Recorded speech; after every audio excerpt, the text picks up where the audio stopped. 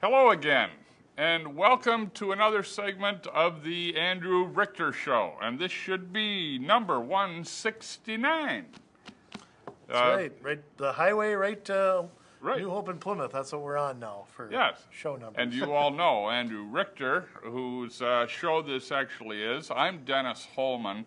I'm the guest host for the evening, and this is Ron Stoffel, who is a resident of New Hope. And so we've got actually both sides, representatives from both sides of the Metro Fire Department, West Metro Fire Department, joint powers. It's a combination of the cities of Crystal and New Hope. And it's been the subject for many discussions on this show. And we're going to focus on it one more time because there have been more developments. At least one more time. At least one more time, exactly. So with a little bit of background, let's kick it off with Andrew. Okay. Well, since we last talked about this last summer or spring sometime, the last couple of months have been pretty busy concerning West Metro, which is like you said, the joint fire department. New Hope and Crystal together, a shared service, have one fire department. And last fall, the fire chief left. He got a severance and left. He was forced out, however you want to put it. Scott Crandall, he left. And Sarah Larson, the deputy fire chief, has been the acting fire chief ever since. And in their February meeting, their work session, there was a discussion about what to do with that position.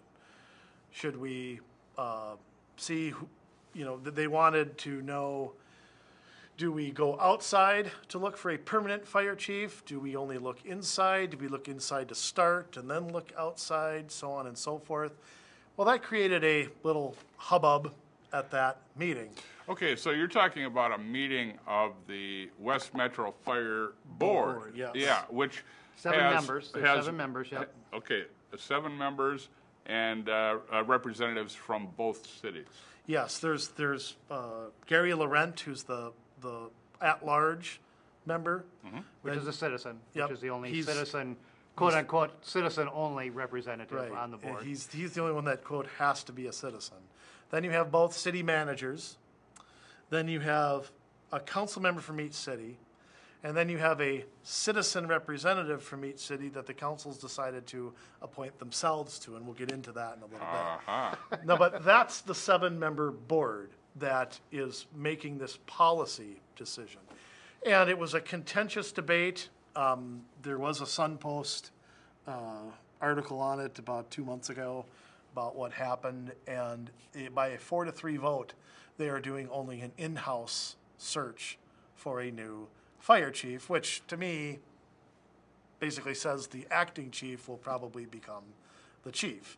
Now, that created a little firestorm.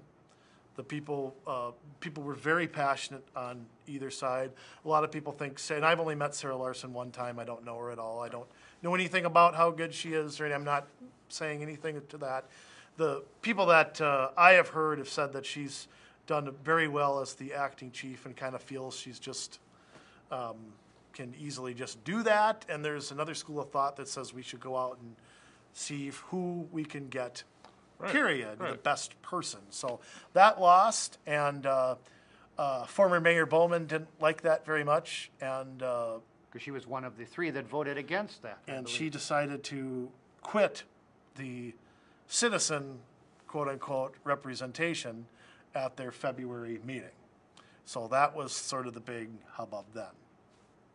So as it stands right now, they are only doing an in-house search. And, I have to say that depending on the cost, I'm okay with looking on the outside. I don't know how I would have voted on that. I just think it's appointing the next person in line is something I just don't really like. I see that in government too much.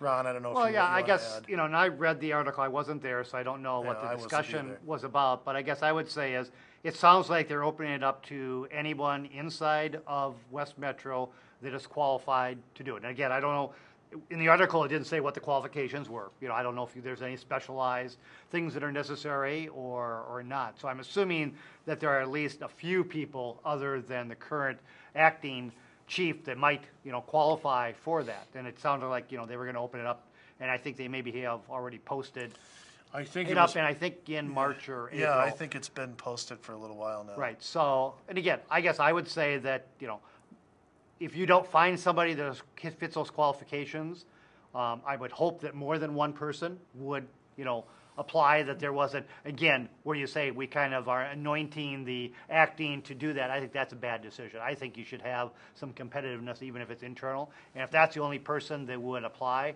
I would definitely say then I would open it up. So if you only have one internal candidate, Dennis, having been in HR, I don't think that's the best way of looking at it. If you've got multiple internals to look at, that gives you a little bit more competition, but. Well, yes, but it also raises the question, if somebody else applies from internally, but doesn't get it. Right, then what Then what are the ramifications going forward for that individual? And that I think could be an issue. Right.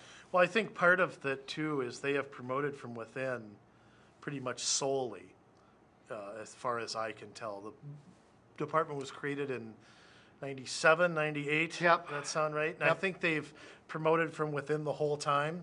Oh, really? And I think there's a desire to, they've had, I think, 3 or 4 fire chiefs in 14 years. Right. So it's been a more fluid position than you'd think. But again, that. I don't know how out of whack Yeah. that is, but And again, if you look at, Minneapolis and St. Paul, I think are, they normally promote from within, which I would say would be probably not unusual because it's a little bit different position there. I think you're doing more management position here. I think this is probably much a combination, bigger departments too, yeah. smaller department, you've got, the biggest thing is probably working with 2 different city councils. That from politics standpoint, I Right. would say would be the you biggest. you have to be a firefighter and a politician. Yeah. That's really what you need to be. And again, the question would be, is something in a position like this, if the chief does not live within one of the 2 cities, does that have an impact on the ability to be on call? Because again, the chief, I think, or the deputy obviously has to be on call 24/7 or whatever for those certain things. So it's a little bit different than a regular corporate position where you're kind of off. More so. So I would say they would have to be in closer proximity to be able to make it there, reasonably time-wise and stuff too. So I think there's some different factors there too that have to be weighed, at least in my opinion, on how you look at it. But again, I would not say that we should anoint the current one without at least looking outside. But if there's more competition, so we'll see. Yeah, and I'm how it goes. surprised that, that wasn't maybe something that, wonder why nobody in the room said something like that. And again, the Sun Post may not have, if That's that was true. a. I wasn't there either, Right. so. And again, the minutes for those meetings, the Sun Post is probably the best. I think that's one thing, if I want to say, is a criticism of them is their documentation. I know we've looked for their budgets and that kind of stuff. We'll get into that. That is something for desired. But so yeah, again, you almost have to be at those meetings to really get an indication as to what it was. Obviously, the biggest piece was that former Mayor Bowman didn't get her way, and so she talked to her husband that night during a recess, I believe it was, and then resigned. So I don't know if that was take up her ball and go home, although I don't think she owned the ball any longer, so I think she had to leave it. Well, technically, she was a citizen representative. Yep. She wasn't a member. But, that brings us to our next little thing, which is replacing her on the board. And this created a hubbub as well. Only Now- in Crystal, though. Yeah, well, her term, quote unquote, was set to expire this December of 2013. Yep. And the city council sat down and talked about, and I wasn't at this meeting either, I got this from the council meeting afterward, was about who to replace her with. There was a faction that wanted a citizen to do it. There was a faction that wanted a council member to do it. The consensus was, and I'm not really sure how this was reached, was that the time frame was very short. So they were going to appoint a council member in the meantime and then look at going back to citizen representation for the full term starting in January of 2014. And Mayor Jim Adams made some comments about that. saying, okay, look, we couldn't come to an agreement, or I'm paraphrasing what he said, but it was something like that. We're going to appoint John Badashevsky, who's the Section 2 council person, and Crystal got the appointment to go through December. Okay, sounds reasonable. Not that I don't necessarily agree that John was the best person to put there, but let's just back that off. Then, the very next week, the West Metro Fire Board had a meeting where they recommended 2 changes to the Joint Powers Agreement. Okay. One was to go from 7 board members to 5 and get rid of the 2 citizen reps. The other was to specify that the citizen reps had to be council members. And then that which means that really we have, a complete board that reports to a council that is all government. Yeah, how many times do you think they're going to disagree? Yeah. Right. Yeah, we're going to have real transparency there. Yeah. And then Crystal had yet another work session on this where the sparks really flew. And people were very upset at each other. We had some, I think, very horrible, condescending comments by some people about citizen reps that were basically too dumb to understand budgets. The former mayor wrote a letter to the editor. I'm sure she'll rip on me for this. That's fine. That citizen reps were the problem with the fire board. Even though the city managers and the council members outnumber citizen reps were the problem. They don't understand budgets. Since January of 2013, I would tend to agree. During that 2-month period, I would think that, at least on the Crystal side, that citizen rep was a problem. So there's a saying that comes out of the private sector that company management would not be so difficult if it weren't for the people involved. Well, it's the same kind of thing with city council. City government would be a whole lot simpler if it weren't for those pesky citizens. Yeah. Yes. Well, and we have to represent, right? Yeah. And look, I mean, I don't know who the citizen reps were 5, 6, 7, 8 years ago, but I do know a couple things. One, they are appointed by the councils. Right. So how can you blame citizens when you're the people who put them there? Right. If you didn't put a qualified person, if you didn't put... Right. That kind of goes back to the whole Where's issue the accountability? And then to add to it, the councils really have the authority over the West Metro Fire Board. Right.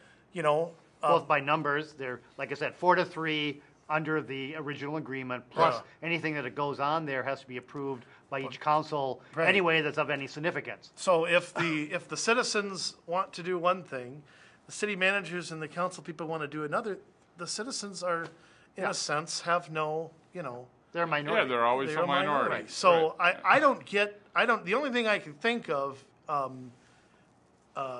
in my mind, if I had to have an answer, is that they don't want citizens in their space. Right. They want, you stay off, just pay your taxes and shut up. And us professionals can handle this. Yeah, can handle that. And I think it's, and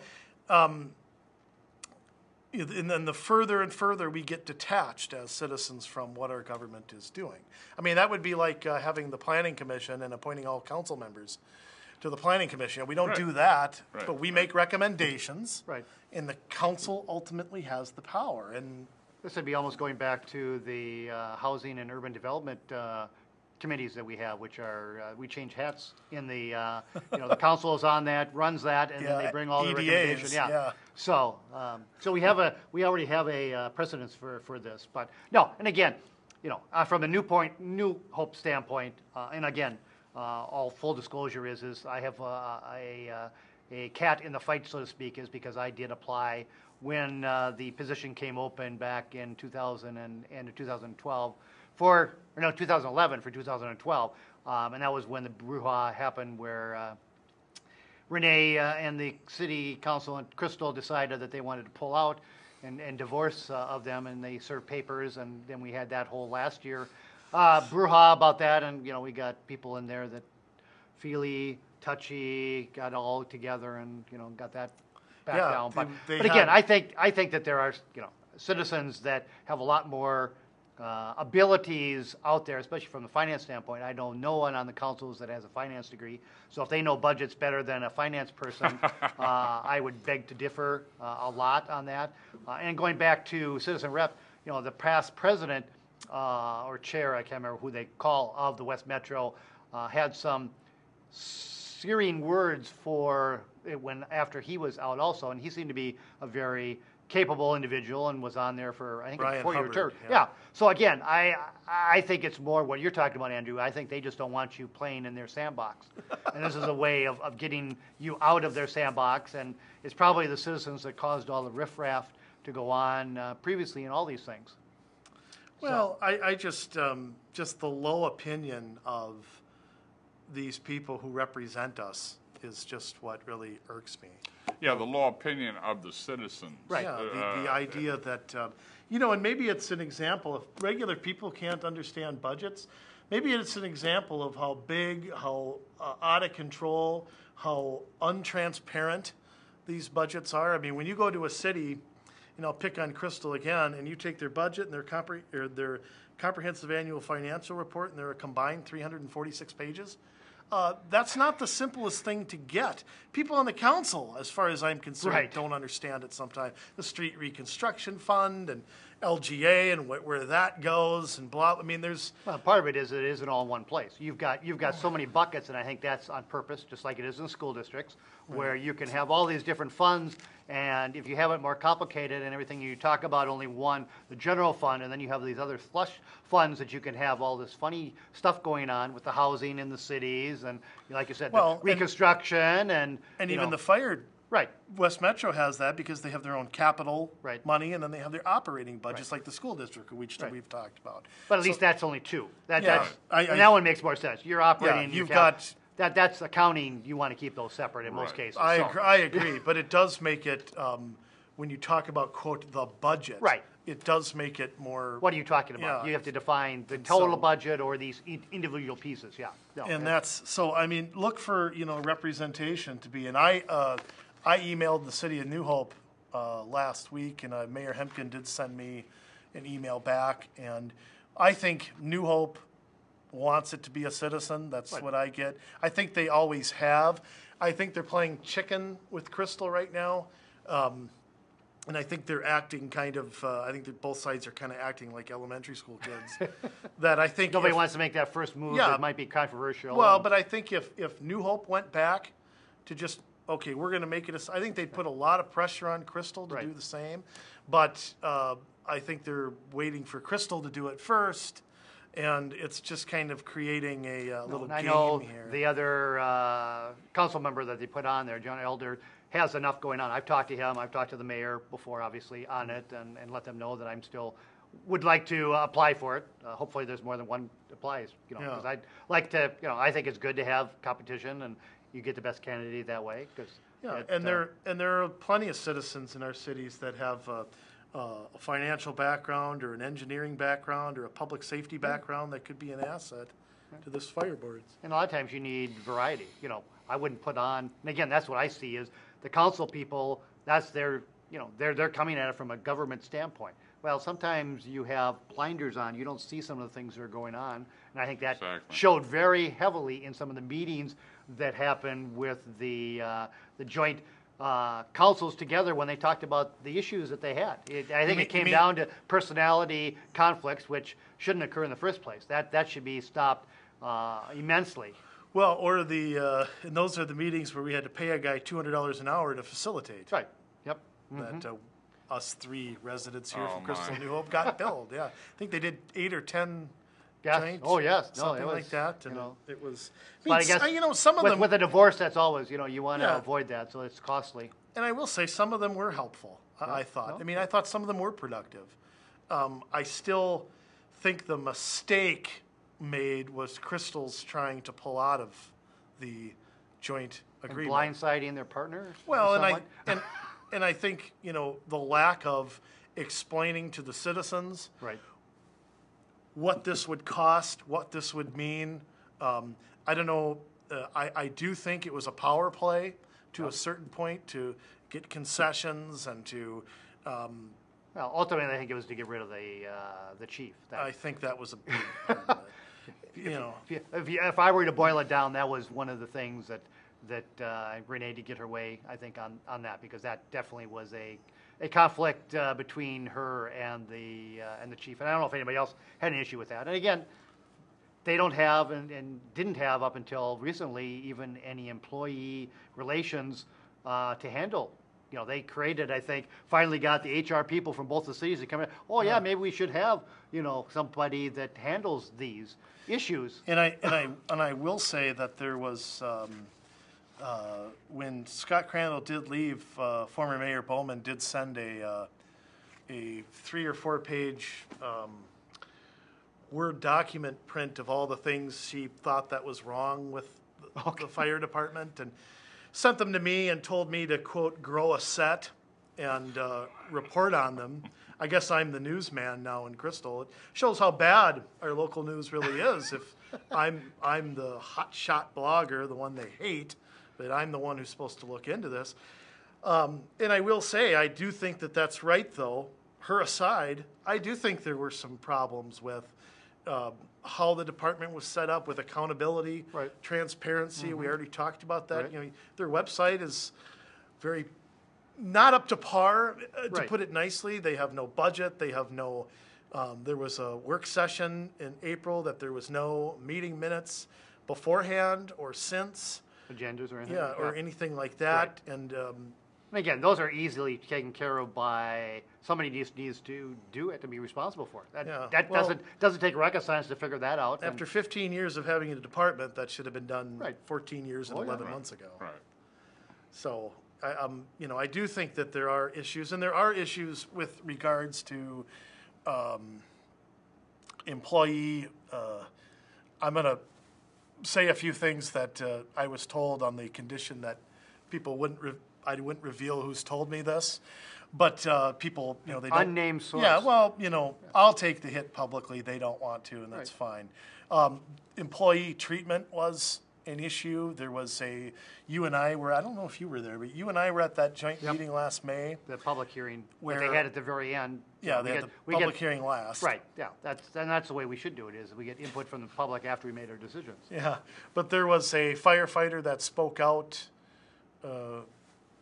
disagreed with some of what other ones were saying. Apparently he was retaliated against, and which is Okay. That needs to be unacceptable. squashed very Yeah, quickly. that's employee Right. relations Right. stuff that there should be somebody dealing with. Right. Right, and Because anytime you have a group of people who are working together, there are going to be occasional issues that arise. Yep. Yeah, but the no retaliation was something stated 10 times. Let these people have their opinion, and I haven't gotten confirmation as to exactly what happened, Right. but something did, and it was another thing that created a little hubbub between the two.